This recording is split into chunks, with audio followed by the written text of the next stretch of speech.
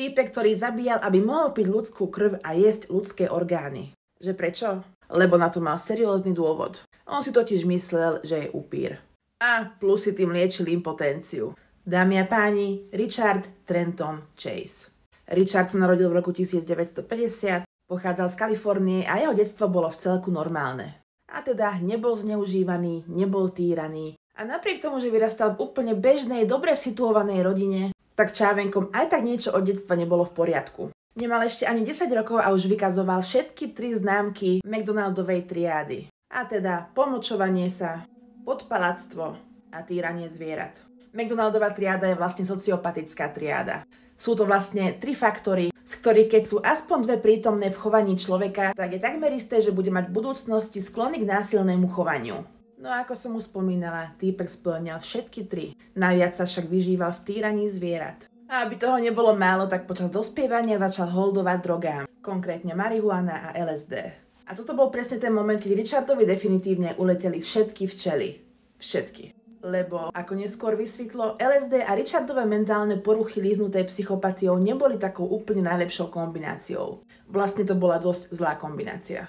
Začalo to tým, že už ako pubertiak trpel impotenciou. Žiaľ, miesto toho, že by trošku zmenil životný štýl, tak do seba radšej šupol ďalšie LSD. A takto permanentne zdrogovaný si vymyslel, že zrejme preto trpí impotenciou, lebo má v tele primálo krvi. Rozhodol sa proti tomu bojovať trošku netradičným spôsobom. Začal loviť malé zvieratá ako potkany, zajace a vlastne hocičo, čo mu prišlo pod ruku. Zvieratá roztvoril, do kelímka si nalial ich krv, ktorú potom vypil. Neskôr povyberal orgány, ktoré zjedol. Táto liečba prekvapivo nebola účinná. Práve naopak, Richard začal trpieť ďalšími problémami. Aby som bola presná, začal doslova šalieť. V 20 sa začal sťažovať, že mu prestalo tlcť srdce. Potom mu robilo starosti, že mu niekto ukradol plúcnu tepnu. Taktiež bol presvedčený o tom, že sa mu lebečné kosti oddelili a len tak mu hociako rotujú po hlave. Z tohto dôvodu si dokonca Richard oholil hlavu, aby tie lebečné kosti mohol sledovať. Taktiež mal podozrenie, že má dole hlavou žalúdok. No a v rámci nejakej večernej hygieny si Richard každý deň prikladal na čelo pomaranče.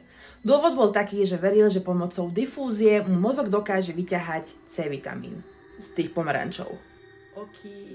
No a okrem tohto všetkého bol v tomto období Richard prichytený, ako klačí nad rozpáranou kravou a požiera jej orgány. A stalo sa, čo sa stať muselo. Richarda zavreli na psychiatriu.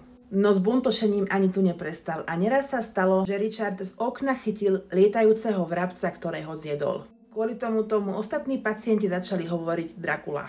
Po nejakom čase je Richard zo psychiatrie prepustený a hra sa môže začať. Jeho prvou skúšobnou obeťou bol Ambrose Griffin. Richard sa len tak túlal po uliciach, keď si všimol jedného týpka, ktorý si práve vypakováva z auta nákup. Pritom ako sa Griffin pakoval s taškami do domu, tak ho Richard len tak zastrelil. Ale Richard túži po väčšej zábave a 2 týždne po jeho prvej vražde mení taktiku. Po nociach chodil po uliciach Sacramenta od domu k domu. Chodil po domoch a skúšal, či náhodou nie sú otvorené dvere. Ak boli dvere zamknuté, bral to ako znamenie, že v tom dome nie je vítaný. Ale keď dvere neboli zamknuté, tak to bral tak, že je v tom dome vítaný. A že tí domáci vlastne naschvál nechali otvorené tie dvere, aby Richard mohol vojsť dnu a zabiť ich. Keď Richard našiel svoje prvé nezamknuté dvere, vošiel dnu a kočku, ktorá v tom dome bývala, zastrelil.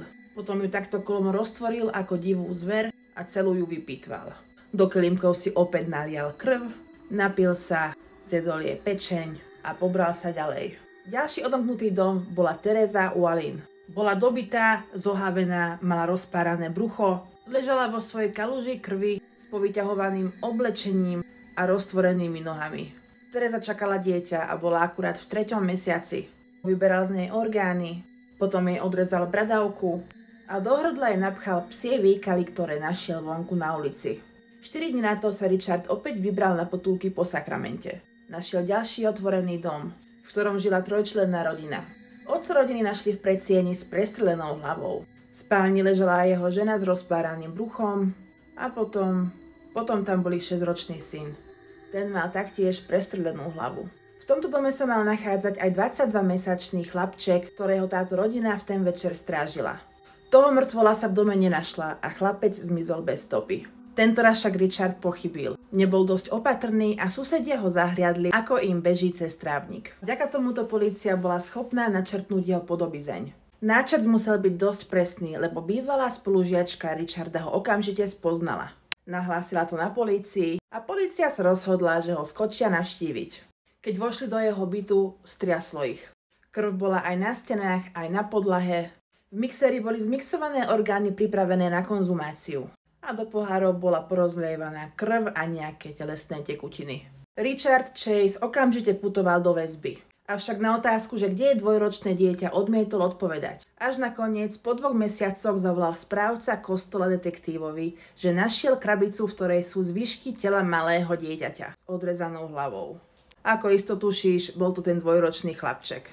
V roku 1979 bol Richard odsúdený na trest smrti, a to formou plynovej komory. Žiaľ, trestu smrti sa už nedočkal, lebo v roku 1980 spáchal samovraždu predávkovaním antidepresívami, ktoré mu predpisoval väzenský lekár. Tak a to je na dnes všetko. Ak sa ti dnešný diel pozdával, každý jeden followček ma poteší. Majte pekný večer, vidíme sa cez víkend. Čau.